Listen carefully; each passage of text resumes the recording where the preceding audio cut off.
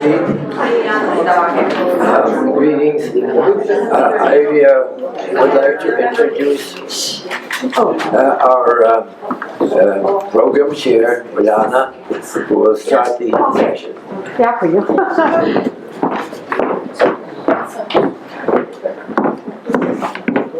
Okay. Добрий день. Hello. This is not working. It's Okay. Okay. I got that. That was Professor Oleg Tityak, and he's the chair of our local Tadashevchenko Scientific Society. It's an academic society that was created in Ukraine in the 1800s, and we continue the work here in Philadelphia and in other cities. But our center is in New York. Now, a little change in our program. We were supposed to have Ambassador Vlad Kolminsky from Moldova speak. Let me tell you a little story about him. I met the ambassador and in Philadelphia, actually, at a social event. And he came up to me and he started speaking to me in Ukrainian. And the first thing I said to him, I said, "Are you Ukrainian?" And he said, "No." I said, "Well, where did you learn to speak Ukrainian?" And he said, "In Ukraine." I said, "What were you doing in Ukraine?" And he said, "I was there for conflict resolution." Anyway, he's a lovely person and a great friend, and I've been meeting him in Washington on numerous occasions. And he said, "Uliana, if you're doing anything in Philadelphia, I would love to come and meet the community and speak." So I said, "We're having a presentation," and I mentioned what we're going, the topic, and I said, "You can come, but you can only speak for 15 minutes about Ukraine-Moldova relations, because, you know, you're an add-on." But that's not, so all of a sudden I get this email from him. Mind you, it is in Ukrainian, so it's just fantastic because I'm going to read it to you in Ukrainian. Дорога Уляно, доброго дня!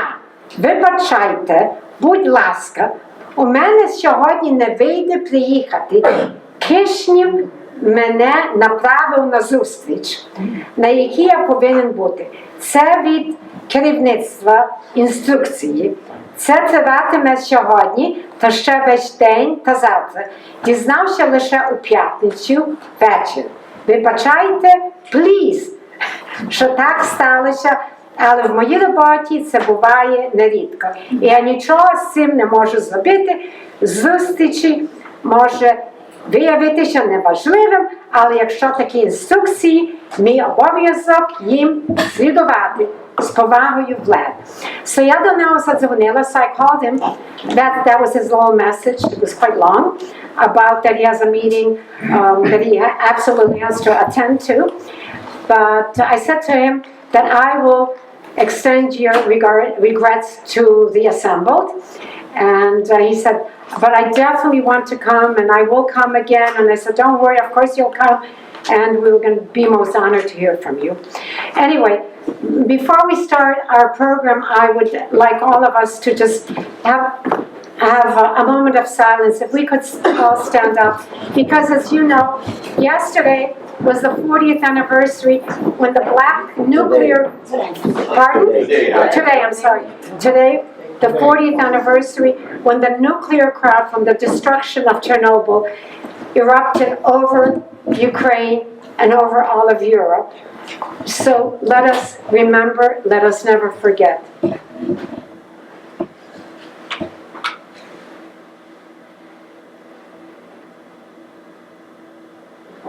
Дякую. My girlfriend, Irka Skujska, wanted to say a few words about the movie Chernobyl, which her son produced and which is running in a mini-series. So if we could spare 5 minutes or 2 minutes. 2 minutes. 2017. Doctor gets a call. He's in Kyiv producing. He gets a call from a person called Damian Ina, who works for HBO. And he says, guess what? You've got to come to New York and talk to HBO because they're doing a mini-series on Chernobyl. and it would be great, but there's a problem because they don't want to do it in Ukraine. And so he said, great, flew back to New York. He met with HBO, and they said, oh, we already have a contract with Lithuania. First it was going to be Russia, but then they mixed that, and so they said Lithuania. And he said, so we already promised Lithuania. He said, but give me a good reason why we should. He said, the people are there. These people survived. These people are determined. They were determined to go on and pull together with this determination to survive this horrendous disaster. And there are so many individuals that were heroes, just like we have today. You have to do it for the people in Ukraine who lived through this. So they agreed. They said, okay, we'll do half of it in Ukraine, the other half in Lithuania. The film aired 2 years later in 2019, and what they had to do was they had to cover all the buildings that was on Kreshchatik and Taras Shevchenko Boulevard, that whole area, and they covered it in an 80s style. They had to get cars that were in the 80s, but what was good about it? The Ukrainian people took part in it. There were a lot of Ukrainians that were on the side acting and performing, and it was wonderful not only for their morale, but to know that, hey, Ukraine got something that HBO is doing in America. So I was grateful. He did get an award. He got an Emmy for that, and we're very happy. In fact, I talked to him today, and I said, Darko, я всім скажу, що про тебе. Він каже, що говорити?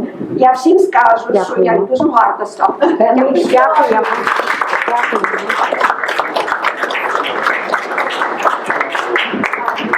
Now I'm going to call upon our president, Professor Tretiak, to introduce our honored guest, our speaker.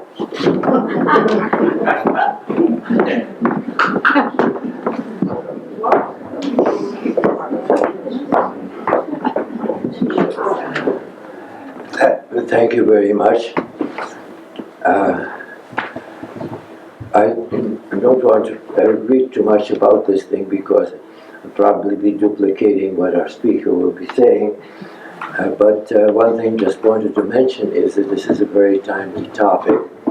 Not only are we hearing a lot about the terrible damage that's happening in Ukraine, but we're also hearing about the successes that Ukrainian and international businesses have in Ukraine in advancing both restoring and building new things. And David Godfrey Thomas is a part of this action. He's a specialist in cross-border trade, finance, and geopolitical strategy. He has 35 years experience designing innovative financing and business structures that align capital markets with ecological outcomes. Please don't ask me what that means. However, I know that he has a number of boards of various concerns, and these are units that actually generate funds that build businesses. Among his many significant undertakings, he is chairman of the Center of Excellence for Life Science, Agriculture, and Bioengineering, CE Lab in Kyiv. The key areas of focus of CE Lab is land remediation and safety, regenerative agriculture, AI and agritech, and economic revival. The CE Lab partners with academic institutions like UC Berkeley and State University of North Dakota. I don't know why University of Penn State is not involved. Not yet. As well as industry experts to connect research with farmers. Please welcome David Godfrey Thomas.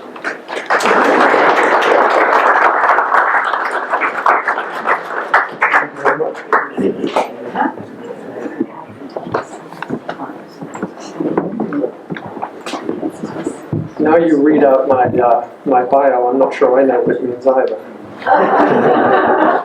Sorry.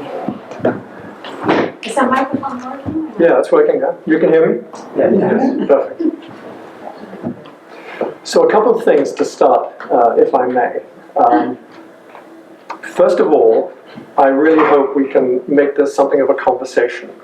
I would plan to talk for 20 minutes or so, but I really would welcome us joining together to kind of think through some of these ideas that I hope to be able to communicate, and also some of the experiences that I hope will transfer well in terms of how I've come to think about Ukraine. So I encourage it to be a conversation.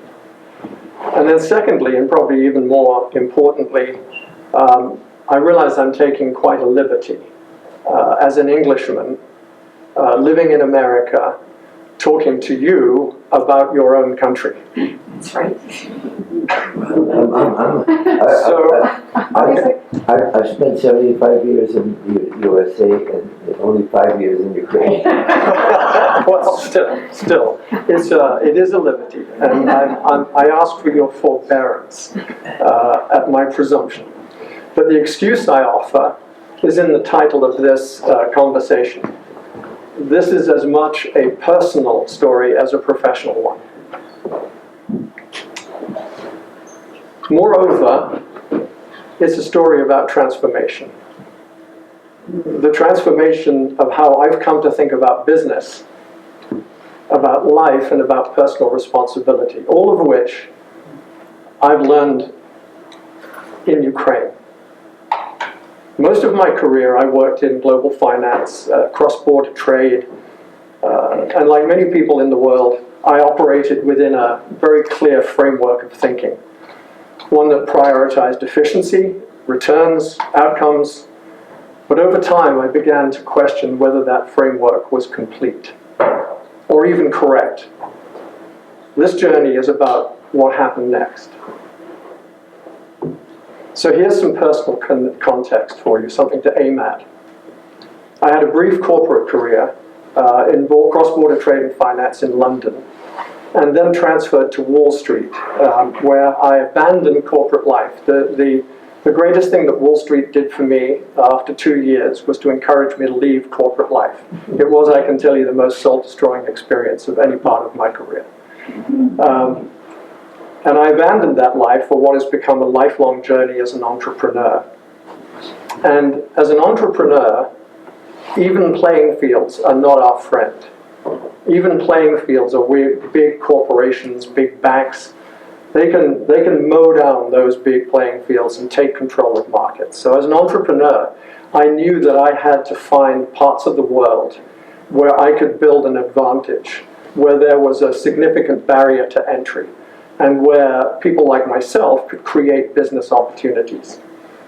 And so in the early 80s, I embarked upon an adventure in Central America, in Costa Rica, and in Nicaragua, and in Honduras, and in El Salvador, and in Guatemala, all parts of the world which in the early 80s were mostly known for civil wars, but weren't that well known for businesses.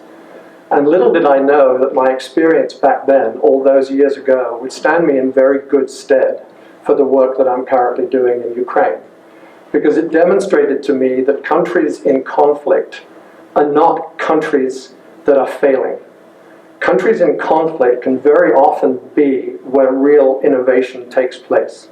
And I didn't know at that time that these lessons would be so valuable to me later in life. But looking back, all those years ago, that was a really important series of lessons. So I spent the 80s and the 90s mostly in South America. I operated in technology mostly in Argentina and in Brazil, some work in Uruguay, interesting places like Paraguay and Bolivia, where again there are tremendous business opportunities. And eventually began to work on a concept which I called the power of business to solve global problems. Because it occurred to me that actually one of the main missions of business is to capture the capital markets, the private capital markets, and deploy them in ways that were solving problems for people, with a vision of improving human life quality. But it took me a long time to come to that conclusion. This more altruistic focus certainly wasn't always the case. So let me move this along. We've all heard the phrase, it's not personal, it's just business.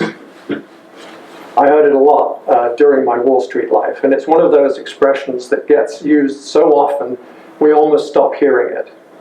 It shows up in negotiations, it shows up in decisions, and it shows up in moments, however, where typically we're talking about an outcome that affects real people. And it usually comes at the exact moment when something really is personal, when someone is being impacted, when something is being taken away or lost, and it becomes kind of a shield, a way of separating ourselves from the consequences of our actions. And for many years I accepted that logic. It's just business, it isn't personal.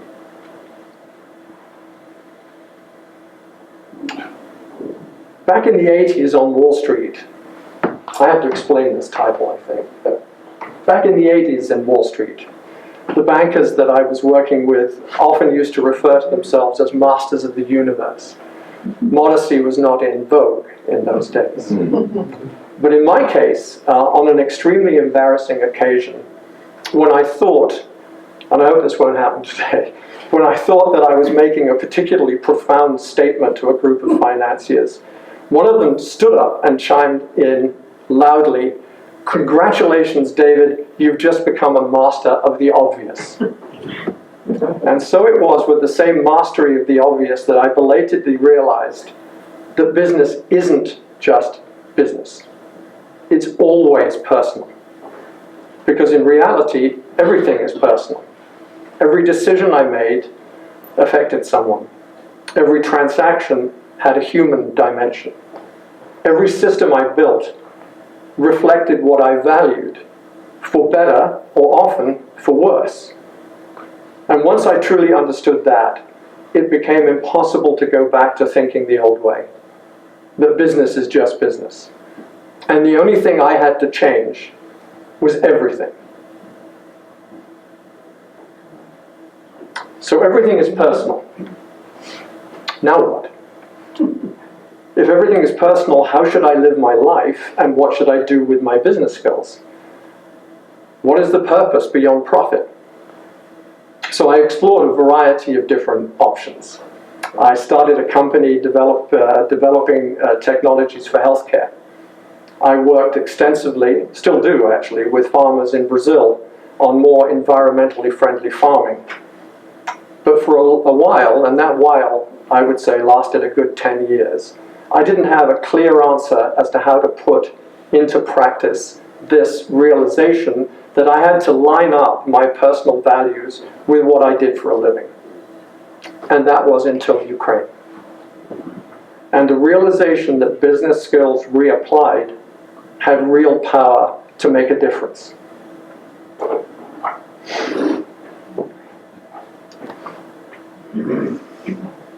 My journey in Ukraine started, as many of you know, with humanitarian missions. In fact, the delivery of ambulances to the front line initially in Pokrovsk. And I have to admit, at first at least, Ulana talked me into it. She's quite persuasive, if you hadn't noticed. But while they were extraordinary times in many ways, they were also transformative in ways I couldn't have expected. When I returned from my first trip, I decided I had to write down what I'd experienced. And my initial thought, as I was on the trip in Ukraine delivering these ambulances, I was recording every day the things that happened. Because I thought, I'm going to write about this, and I'm going to write about all these amazing things that are happening to me every day and to others. But when I started to write, I thought, I'm missing the entire point. This was never about the events of a particular day. This is about the feelings, the emotions, the experience, the different life that I was experiencing in Ukraine. And if you'll permit me, it might be easier if I read you just a paragraph. The first paragraph, actually, I wrote when I was looking back upon this first trip. So here we go. The events themselves cannot even begin to evoke the scale of emotions, experiences, and overwhelming respect for the people of Ukraine, which emerge from the whole of the journey. Most critical, however, is that while seen and felt through my own experience, I was merely a passing player in the momentous existential, physical, mental, and emotional struggle in which the people of Ukraine at every level of society, age, and status are engaged. While there was certainly some level of risk to our mission, our principal hardships were just early starts and long drives, whereas Ukrainians are suffering a huge death toll, daily atrocities, nightly air raids, and unrelenting disruption and uncertainty. We left after days, they endure month after month. And I have to say that continues today, as you know. And when I was just in Ukraine at the end of January, that was compounded by most people in the city not having any heat or light or water. So Ukraine came to represent everything of fundamental importance to me. The defense of freedoms, sovereignty, life, liberty, the pursuit of happiness, all of which I had taken so frivolously for granted. It was and is something very rare. Ukraine is a place where values and action have to align. There is no room for abstraction. There is no room for theory. Only decisions. In short, it became the place I had to be.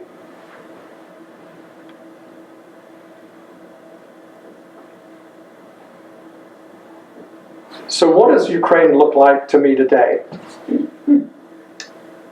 That's a pretty bold assertion, I would say. They're becoming an innovation powerhouse, but I would stand by that. Most people in the United States particularly experience Ukraine, if they experience it at all, through distance, through headlines and images, narratives shaped by crisis, war, instability, uncertainty. But when I'm there, I see something completely different. I see a society that continues to function. Businesses are still operating. I see young people building companies and planning futures. And I see a level of resilience that is difficult to fully comprehend until you experience it directly. You can see here, this picture actually is an actual picture of one of the innovation hubs in Kyiv. It's Unit City in Kyiv, and is an extraordinarily, not only modern, beautiful place, but it is filled with extraordinarily inspiring people. So this group, Frontline Intelligence, is a group, one of the groups and platforms I'll talk about. It's one of the groups that I founded with partners.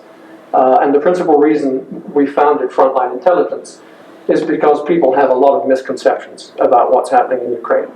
And if we're going to drive private capital and finance into Ukraine today, we need to address these misconceptions head on. So, perception by a lot of people that the war has crippled the economy. Reality is $4 billion of monthly exports coming out of Ukraine currently. GDP growth is forecast at 2% for this year, and almost double, more than double that for 2027. That's amazing. Commercial infrastructure is destroyed. Well, actually, Ukraine's Build Back Better, which I guess they took from the last administration, but they appear to have applied it very effectively in Ukraine. Build Back Better is replacing old systems, but everything is being replaced with modern, state-of-the-art technology. Everything, in every sector. And it is all EU aligned. So while there's a lot of debate back and forth about into EU, not into EU, when will it happen, the reality is that in Ukraine right now, everything being built, every policy being put together is being put together with a vision on EU alignment. So we're seeing an incredible step up in terms of technology adoption and also integration. Only governments are going to finance reconstruction. Not true. In agriculture alone, we've identified almost $90 billion of private capital investment opportunities right now. And there's more almost every day. And that's across all sectors in agriculture. That's building storage capabilities. It's providing new regenerative agriculture inputs for farmers. There is an enormous amount of activity. Ukraine is too risky for private investment. Well, 76%, this is in 23. This number has gone down a little bit, but it's still above 70% of communities in Ukraine recorded 0 incidents. Yeah. War risk insurance, albeit limited, is available, and those insurances that have been in place have had minimal claims. And then, of course, Ukraine is opaque and corrupt. Can't do business there, you're going to get ripped off. Well, in any part of the world that I've ever operated in, you're crazy if you don't go into a country with a little bit of skepticism. But the reality is that Ukraine has just recently scored 97.1 out of 100 on the EU's open data. This is one of the most transparent economies in Europe. Doesn't mean to say there's no corruption, but it does mean to say there is real transparency, and Ukraine is ahead of most other European countries in terms of that transparency. Some data points, so for some reason half of that is missing, but I can. I'm going to point out the ones I can see. So the first thing is that about $600 billion is the estimate of capital that will go into Ukraine over the next 10 years following, this statistic says, following a ceasefire. The extra 200 billion is an estimate because there is not yet a ceasefire. And we expect that more than 600 billion will be needed. But here we're talking about $750 billion of anticipated reconstruction, a lot of which will not come from the public sector, although much of it will. But a huge amount of this money is going to come from the private sector. This is all about the power of business to solve global problems. This is about a country right now where there is an extraordinary opportunity to participate. I won't bother you with all of these, but there's one. This is a report we give to private capital, private equity funds, to give them some sense about what we think they should be thinking about. The really interesting one to me is the market, the top left-hand corner. Market opportunities show that Ukraine's wartime growth is structural, not temporary. This to me is a really key point. A lot of people think, okay, there's stuff happening now, buildings getting knocked down, factories are being hit, they're going to be rebuilt, they'll be more unsteady, they'll be less productive, and then nothing else changes. Truth is that all of the reconstruction in Ukraine is to reconstruct with a vision of the future of the economy. So this is truly structural from an economic perspective in Ukraine. This is not just patching it up. This is a structural change.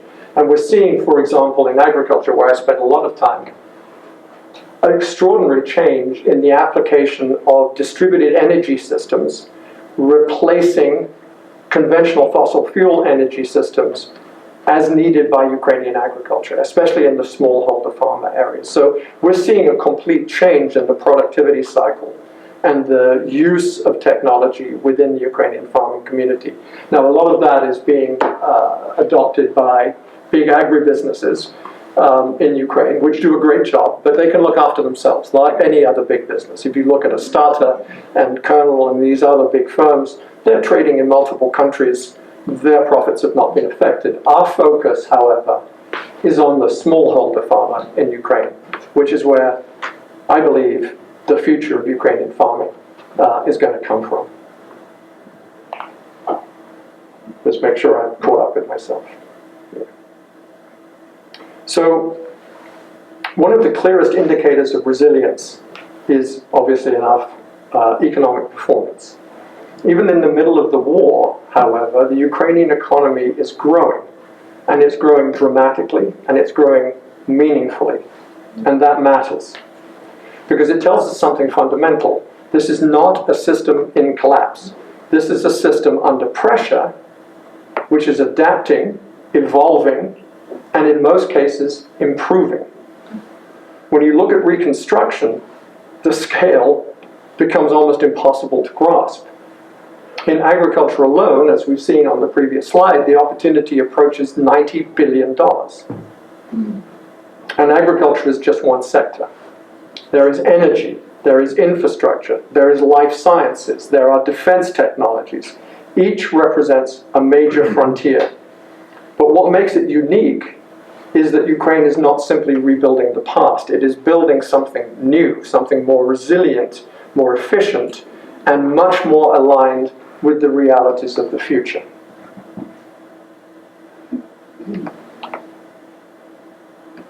So given the imperative that Ukraine demands of aligning values with action, my partners and I have acted in various stages of acting, and we are building a constellation which we call the Centers of Excellence for Technology Innovation. So the idea here is that we have created a non-profit structure in Ukraine so that we avoid inadvertently war profiteering, because one has to stay very clearly away from that line. So we've established it as a non-profit center with a vision of bringing in state-of-the-art technologies across multiple industries that address Ukraine's immediate problems in a way that builds for the future, and at the same time provides a platform for the evolution of these technologies over the course of the next 10 and continuing years. So we're building for the future, and we're trying to solve immediate issues. We're doing it in 6 areas currently: soil remediation, biotechnology, future of food, defense, dual use, which is defense technology, dual purposed for commercial opportunities, business intelligence, which is the frontline program, which I'll talk about a bit more. And then we're in an early stage of looking to establish an energy center of excellence focused on distributed energy systems, and of course on the urban infrastructure side. So I'll walk you through these one by one if you'll be patient enough. CE Lab, Center of Excellence for Life Sciences, Agriculture, and Bioingenuity. We're focused in the immediate moment on the largest problem in Ukrainian agriculture, which is the remediation and recultivation of war-damaged soils. There are, by conservative estimates, about 7.5 million hectares of land right now, so 20 million acres affected by war. That doesn't mean to say it's all contaminated, but a good amount of it could be contaminated. But beyond the numbers, this initiative, which is about a $65 million initiative to remediate and recultivate this land, represents an entirely new model. It's integrating science, and it's playing, we think, a critical role in Ukraine's place in the food system. Ukraine feeds hundreds of millions of people. So when you restore soil, you're not just improving yields, you're stabilizing supply chains, and you're reducing geopolitical risk, and contributing, we believe, to global stability. So this project, we're in conversations with the World Bank right now and IFC, who are very interested in what we're doing. They're obviously looking to deploy money in Ukraine. And we've worked with them to devise a 5-year program, which we think can make a significant impact on getting this land back into useful production. So step 1 is demining. I've had a lot of different careers in my life, but demining was not one of them. And so we're partnered with a number of the large demining operations, particularly Halo Trust is the one we're working with, which is UK-based charity. And so the way it works is that Halo Trust go in and demine. We go in behind them to test the soil. So once the mine's out, we look, is there contamination in that soil? And if so, of what kind? And then we send back to the lab to have that applied to the potential remediation technologies. There's a particular focus for us right now on that issue, because if in fact all of the soil in Ukraine in the 7.5 million hectares gets remediated with that process, test in the soil, send to a lab, it'll take 20 years to make that happen, maybe longer. So we've been exploring technologies around the world, and we've actually found one in Australia, which it looks as though we can have a field testing equipment that meets the same high lab standard of testing with a diagnosis for remediation in field without ever having to leave the field. And so we believe that we have an opportunity with these new technologies to reduce the time necessary to plan remediation to as little as potentially 5 years. We're also building a remediation testing center in Vinica, and we are working on how to deploy teams right now in the field across the whole of Ukraine in partnership with some of the Ramadas. And then the final step in this particular program is we've approached and signed a contract with one of the world's largest certification bodies. So the food industry relies upon certifications that the crops they're getting for food are certified as clear. And so we've signed an agreement with a group called Food Chain ID, who are developing with us the world's first food certification for war-damaged soil, so that we can certify as early as possible that this crop is in fact fit for the food system. Also at CE Lab, we're looking beyond the immediate problem, and we're looking at what can we do to build a biotechnology future in Ukraine, initially based on agriculture. So when we started this center, we partnered up with the National University of Life Sciences in Kyiv, which, as you know, is a huge university. It's 37,000 students across Ukraine, 16 campuses, very sophisticated technology. And a year ago, almost to the day, I was in Kyiv meeting with the teams at the lab, and the rector of the university said, "David, you're here in Ukraine. Would you like to talk to the students?" I said, "I'd love to. You know, well, who do you want me to talk to?" "Well, you talk to the first year students. And what do you want me to talk about?" "Anything you want." It's like giving a gun to an assassin. So they put the word out with about 24 hours notice. And I thought about 50 or 60 kids would show up. 250 children showed up. Children, they're 19, 20-year-olds, right? 250. We had to move from a lecture hall to their sort of ceremonial hall. I felt like a god, actually. I went back to the whole Masters in the Universe, I think. And I got to speak for an hour and a half to these students. And I talked about all sorts of stuff. Mostly I talked about the importance of birthdays, actually, which is something I can come back to, but I won't bore you with today. But I did suggest to them that actually their professors are going to fill their heads with a lot of complex solutions for how they should live their lives and how they should actually determine what's important. I said, ignore all of it. The only important thing is to celebrate your birthday. And the reason I told them that is because what most of us forget is that the day we were born is the day we began to change everybody's life, right? That the universe, maybe in an almost imperceptible way, changed when each one of us arrived. First of all, we began to change the life of our mother and our father, and then maybe siblings, and then friends. And then as we go through life, we look back and there's this whole trail of things that would never have happened if we hadn't been there. So I pointed out to them, celebrate your birthday, because you changed the world the day you took your first breath. And that's the good news. The bad news is now you have a huge responsibility to make it for good. What they thought about that, I'm not too sure. But what was impressive was that each one of these students spoke English at different levels. Some a little bit, all of them better than I spoke Ukrainian, that's for sure. Some spoke it fluently, but all of them, or none of them, were shy or hesitant about holding up their hand and asking a question. They communicated, they got the message across, and they were so intent upon having a conversation. They didn't want to just sit passively and hear this Brit talk about whatever I was talking about, birthdays. They wanted to ask questions. They wanted to learn. They wanted to communicate what they were thinking about. It was incredibly impressive. And I realized when I looked out over that audience, I was looking into the eyes of the future of an entire country. It was awesome, an awesome experience. And what I realized is that all the talk is about the national border, the sovereignty, defense issues.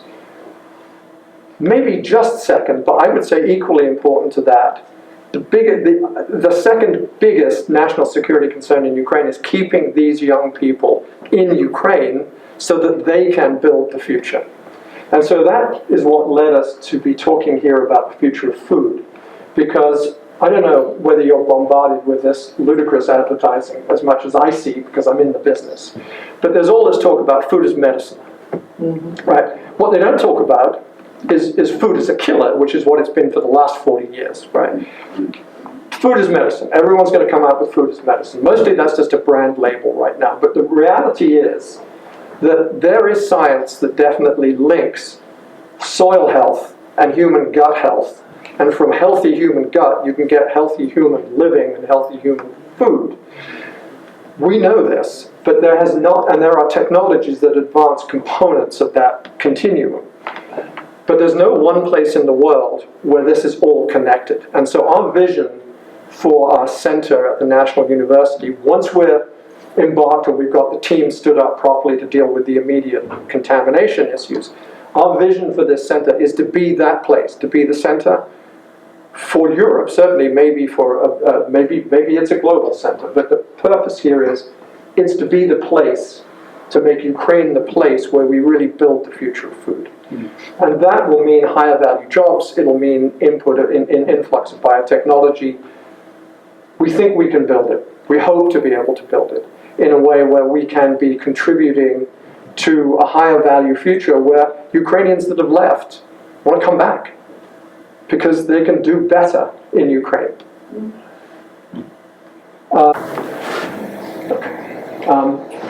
Energy systems, huge issue in Ukraine. As you know, all the big generation facilities are being hit on a regular basis. How is Ukraine responding other than rebuilding them, which they're doing amazingly successfully? Distributed energy. So it's much harder to take out an entire area if you've got a distributed energy system. So we're seeing in the energy space an enormous uptake in solar energy. There's geothermal energy being tested right now in Ukraine. I firmly believe that Ukraine is going to be a poster child for alternative energy solutions over the next 5 to 10 years, simply because they need to be right now.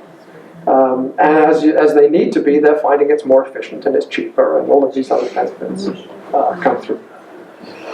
Let me see. The final area really that we're looking at, we're not there yet, is infrastructure, obviously rebuilding cities. I heard a very mind-bending statistic last week that the expectation is, apart from damage to multiple places, that Ukraine will rebuild from scratch 5 cities over the next 10 years. Incredible, right? And what is so beautiful about that is that statement was followed by the statement, and we're inviting our friends from Italy and France and Scandinavia. No one mentioned Britain for some reason. I think we stopped building beautiful things somewhere around 1530. But they're inviting multiple governments and urban planners and architects from different countries to bring their expertise, not only to build sustainable cities, more environmentally friendly, but to bring a French and an Italian viewpoint on what is life quality, right? Do we need more skyscrapers or should we have more cafes? Right? And so they're looking to rebuild cities with a whole different view to the way people enjoy them, how communities can thrive in them. And frontline intelligence, I think I touched on.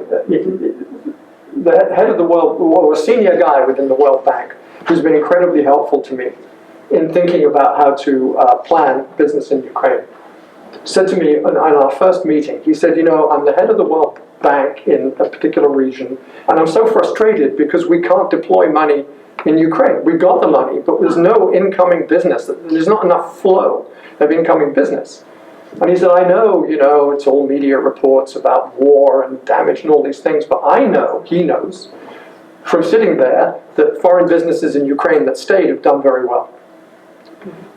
And he's so frustrated that other people don't see that. So we founded, my partners and I founded Frontline Intelligence. We're fully launching in June, but we're already active.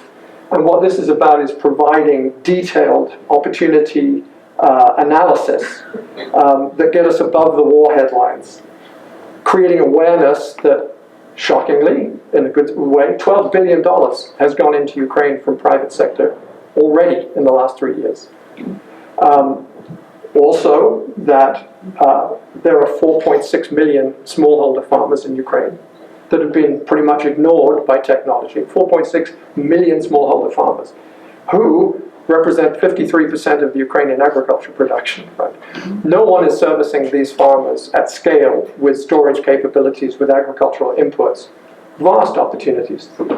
In the last 6 months, 2 funds in Ukraine have raised more than $300 million from non-Ukrainian sources to invest in Ukrainian businesses.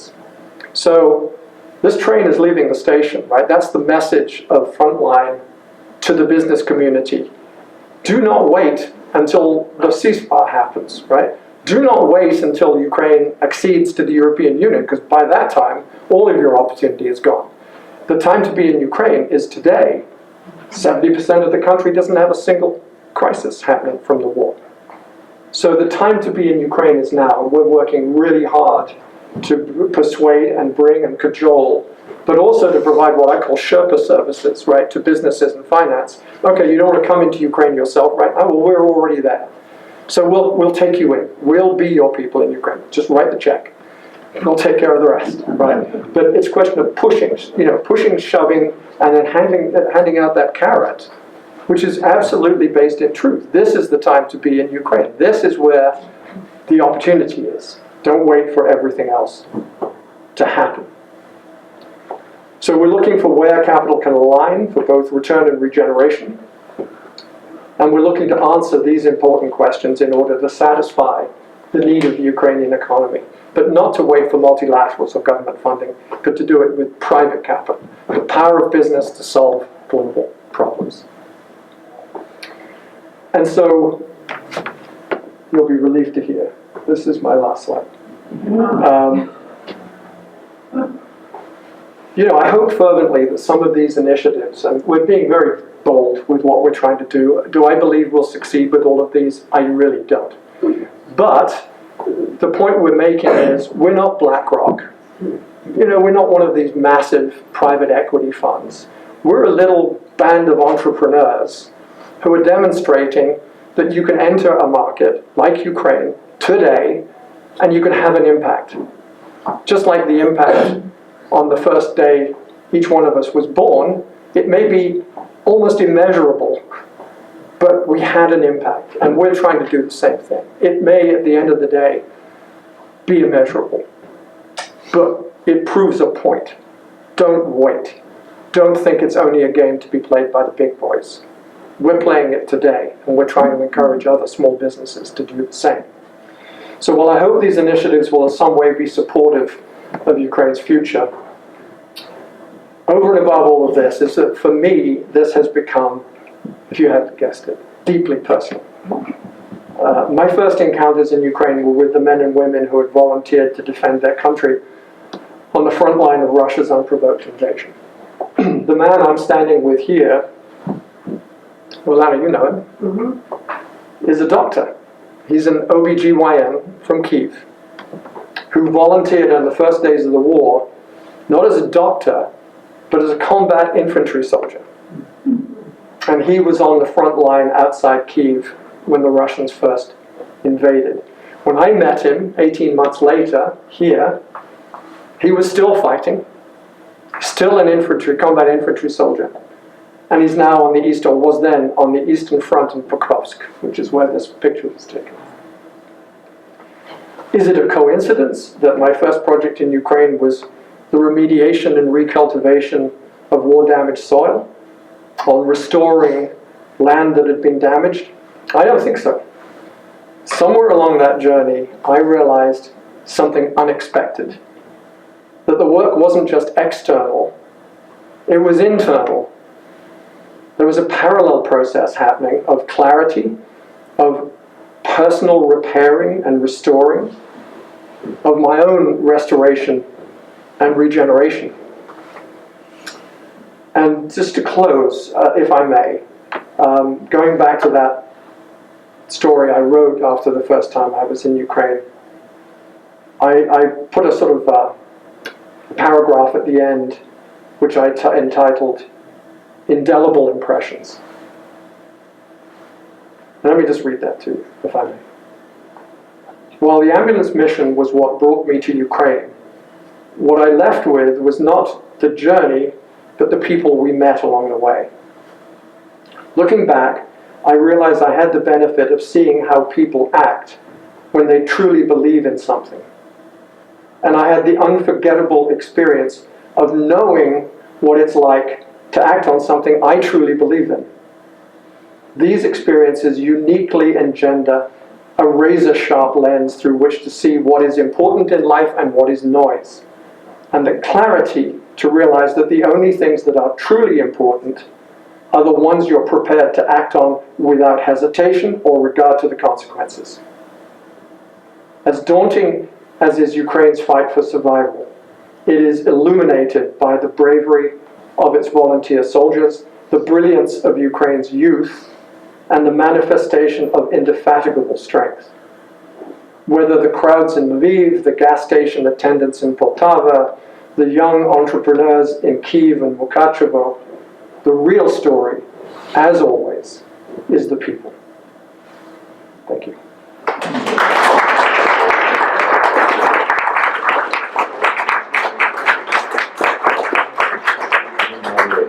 Happy to answer questions if you have them. Yes? Well, it's certainly wonderful to hear that non-Ukrainians are investing in Ukraine. Ukraine has a heck of a lot of oligarchs who get most of their money in Cyprus and other offshore places. How much is there internal investment from these oligarchs, or is the money still sitting in Cyprus, banks in Cyprus? I believe most of it's sitting in banks in Cyprus. Now, one of my partners in Ukraine, who has been part of the Ukrainian business community and agricultural community since 1995, when he brought in the first 1,000 John Deere harvesters into Ukraine. His work from the very beginning has been not with the oligarch-controlled large businesses, but his work has been always with these smallholder farmers that I was mentioning, which is one of the reasons we can talk to them, because if they don't trust you, they won't tell you anything. His view is that one of the benefits of the war is it has largely de-oligarched Ukraine, that the control of the oligarchs, both politically and financially, is very substantially reduced. So, for example, we were talking about things like a post-Zelensky world, right? The day when Zelensky is no longer in power. What's the next president of Ukraine look like? And his comment to me was, the likelihood is that the next president will be someone no one's really heard of. That there are a lot of young people coming up through the ranks that now have access to power because it is no longer gate-kept so strictly. Now, time will tell. But I'm seeing that there's extraordinary response at all levels of government to anyone who shows an interest in participating in Ukraine politically or financially. So I do get the sense, and I'm an outsider, so I can have the wool pulled over my eyes, undoubtedly. But I have good people who help remove the wool. And I sense that there is a real hope for a much more transparent opportunity. Yes? Yes? You did a lovely job in connecting all the dots from remediating the war-torn aspects, hectares. I was wondering, had you had the chance with this field equipment from Australia, have you actually had a chance to do a test connecting all the dots through proof of concept, if you will, A to Z? Yeah, thanks, Tim. Yes, we did. We actually, the Australian entrepreneur who has created this piece of equipment loved it so much he refused to let us have it by ourselves. And so he traveled from Sydney to Ukraine Actually, we got him as far as Chisinau, and then I wish our Moldovan friend was here. And then we ferried him across the border, and we caught a train from Odessa up to Kyiv. And we did 800 soil samples with this machine over the course of a week. And the results are very good. They're not perfect, so we're not 100% sure. But we think we can make some modifications to the machine which could increase the ability to be able to soil test in field. And we're looking at some other equipment too. So it's worth, in our view, taking the time. The other thing we're looking at, because the key, as you might imagine, is getting farmers back in business as fast as possible. So there are some varieties of soy which are natural remediators.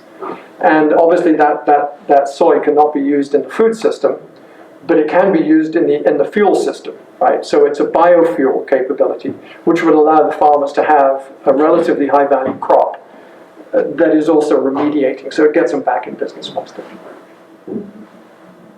Yes? Okay, getting back to soil remediation,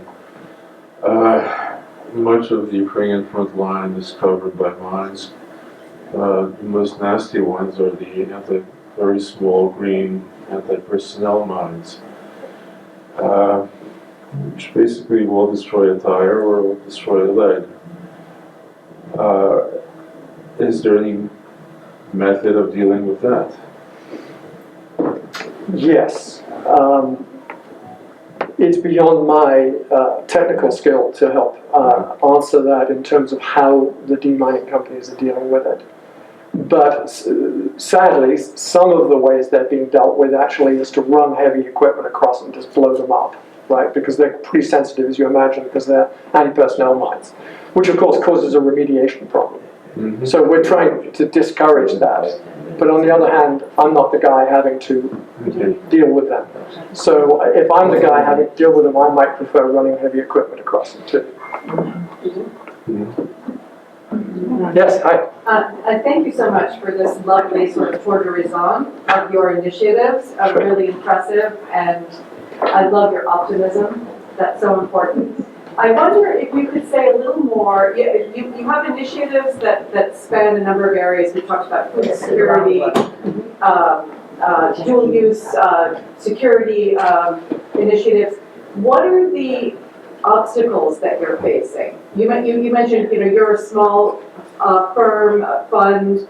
The big guys maybe are not looking as closely. You're seeking opportunity maybe where others are not. What are the obstacles that you're encountering? You hinted a little bit that maybe the World Bank isn't doing as much as it could or should be doing. But what are the other obstacles that we should be aware of? Yes. So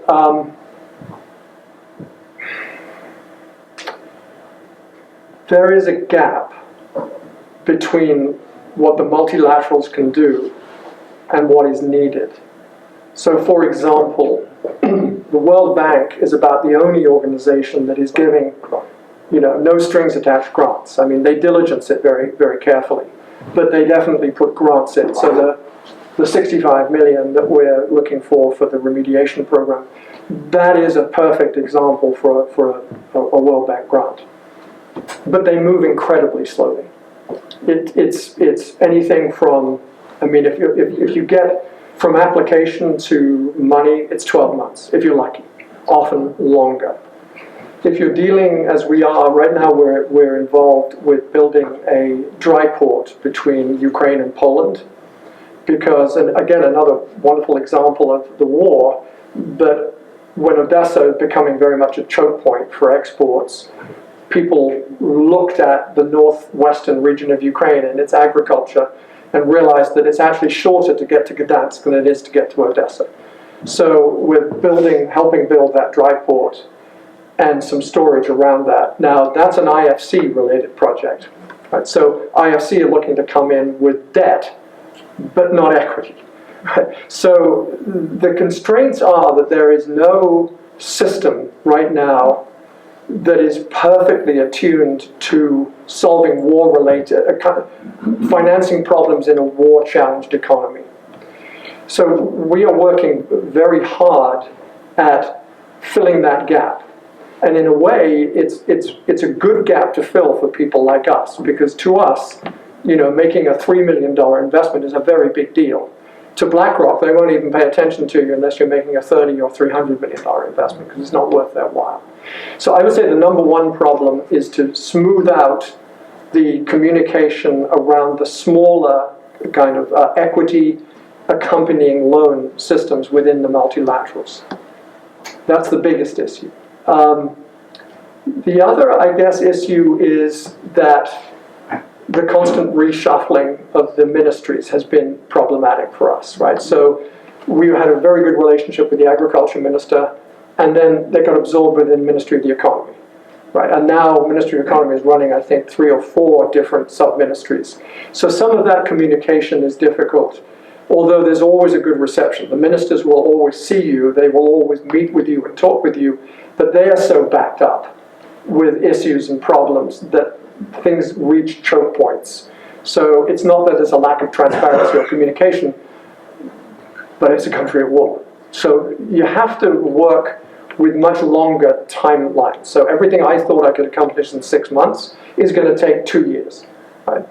But once you realize that, you just readjust, right? So I think your typical entrepreneur who wants to make the first billion before the latte cools is going to be unhappy. But if we look at having impact over the medium to long term, I mean, really in Ukraine, 2 years is not a long time, right? I mean, it feels like a long time, but in Ukraine's, what can be done in 2 years in Ukraine is pretty amazing. So it's worth the wait. I hope that goes somewhere. That's very helpful. Okay. Anyone else? Yes, sir. Oh, please, Professor. Well, you go ahead. I get a chance at the end.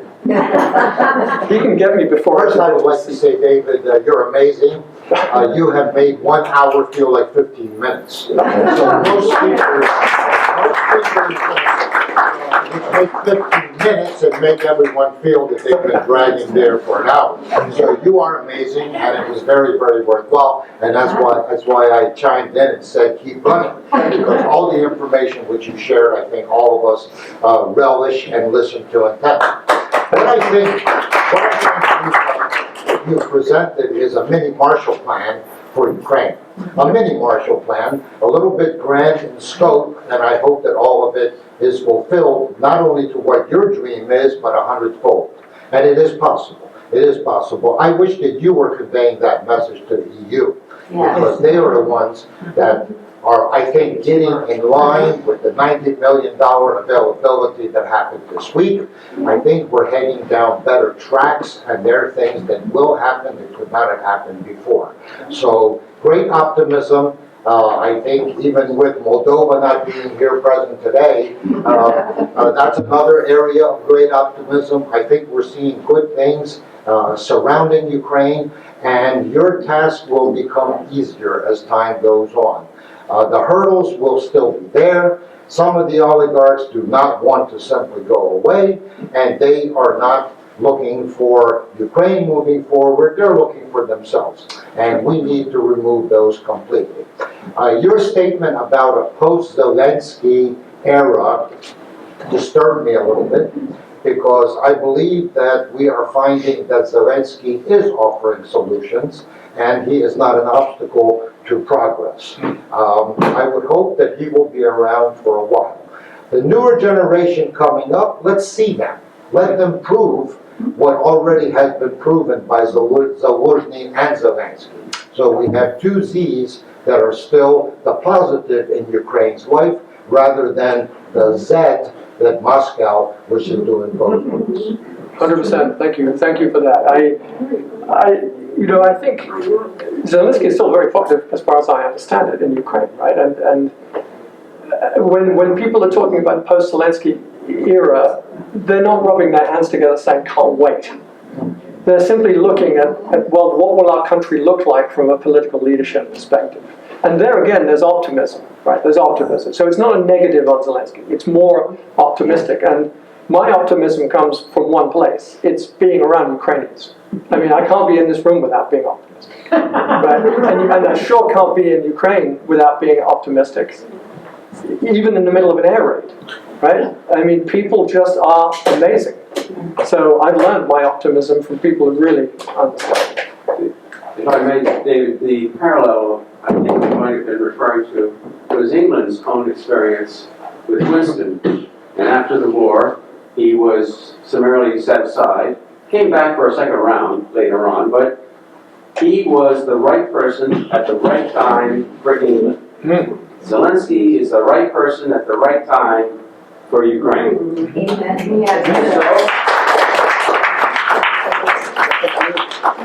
Yeah, I think Winston could have learned a few things from Zelensky, actually. The long-range point is that Zelensky may want to take a little time off. Can't blame him for that. Just putting it out there as a possibility. Well, I'd like to thank you very much. We're in this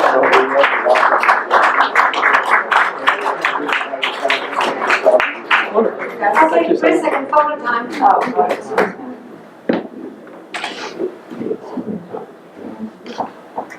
I'm a bit older than your picture. Close up. Great. Okay, wait a second, photo time. Thanks for This learning. is important. Okay. Okay, Lascavo Prossimo, welcome. We have some refreshments and have a chance to talk. And some wine. And Wine, water. that's refreshment. Refresh. Okay,